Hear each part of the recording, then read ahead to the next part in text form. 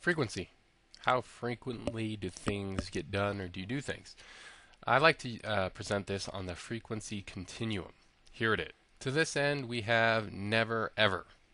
To this end, we have always, every day. Okay? So, nunca is never. Siempre is always. Todos los días is every single day.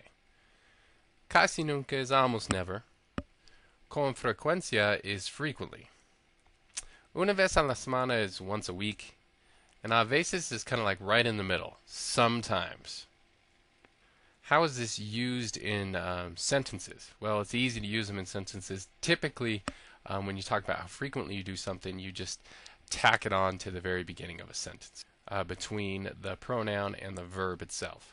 So here's an example. Yo siempre trabajo. I always work.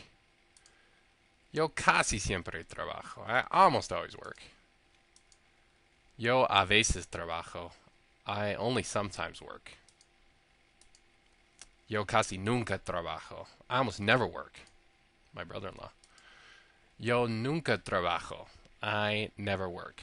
Never. I live off my wife and the government. Here's another example. Spanish actually permits double negatives. English has done away with it, but Spanish says you can throw in a double negative. So here's an example. We can say yo nunca trabajo, I never work, or you can say yo no trabajo nunca, which basically means I never work, I don't work never. But if you say I don't work never, does that mean you always work? You do work always? That's why the double negative has become such a conundrum in English. But Spanish doesn't look at it that way. It means I never work.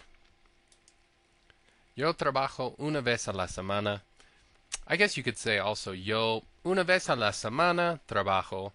But it just seems like, especially with una vez a la semana, it sounds a little bit better when you place it after the conjugated verb trabajo. Yo trabajo una vez a la semana. I work just once a week. Even in English it sounds better. I once a week work. Just sounds better to say I work just once a week.